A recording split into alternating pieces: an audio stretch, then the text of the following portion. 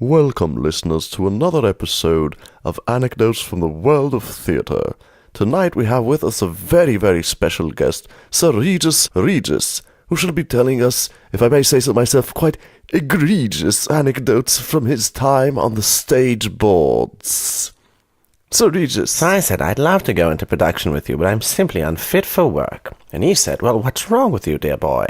So I said, well, I have a terrible case of the shits. And he said, well, when's the last time you had a shit? And I said, well, it was last night. So he said, well, that's not a terrible case of the shits, that's just a shit. So I said, well, that puts into proportion the gravity of all my other ailments, which has accrued proportionately. So he said, well, what else is troubling you, dear boy? And I said, well, I can't seem to get to sleep. So he said, well, how many hours do you sleep per night? And I said, I sleep about 6 hours a night. And he said, well, I sleep about 6 hours per night, except on weekends, or I sleep another hour or two on the mornings. Well, I said, I'm also quite congested recently, you know. He said, well, when's the last time you had a sniffle, sneeze, or a wheeze? I said, well, this morning, actually. He said, was there anything in the air that might have provoked your respiratory fit? I said, well, Mama had just sprayed some air conditioner in the loo after I'd taken a shit. He said, well, I thought the last time you had a shit was last night. So I shivered him in the leg and got the hell out of Dodge.